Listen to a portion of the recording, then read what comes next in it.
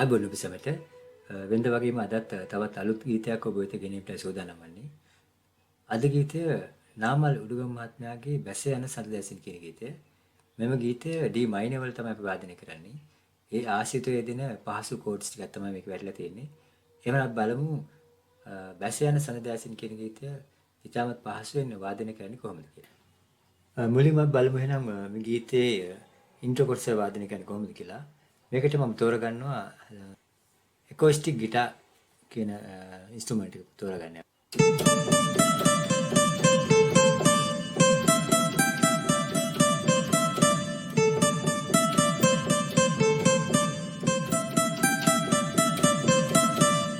ඊළඟ පාර්ට් එකට මම බ්‍රාස් කියන සෙක්ෂන් එකකින් අපි ට්‍රම්පට් ටෝන් එක තෝරගන්නවා.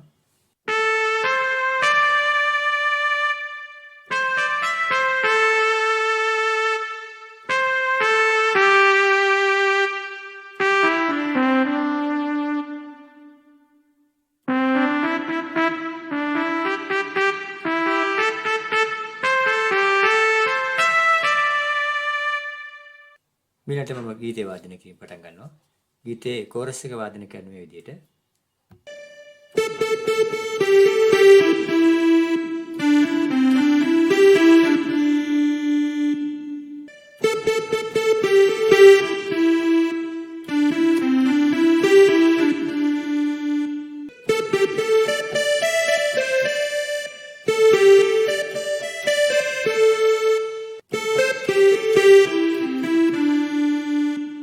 ඊළඟට බලමු අපි මේකේ වර්ස් එක වාදනය කරන්නේ කොහොමද කියලා.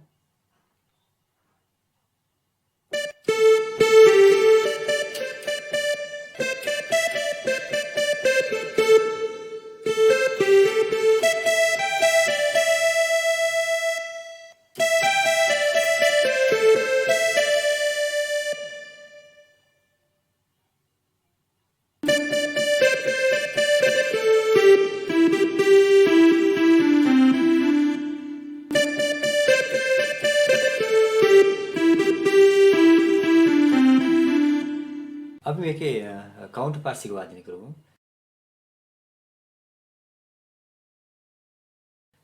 මුලින්ම කෝරස් එකේ කවුන්ටර් පාර්ට් එක.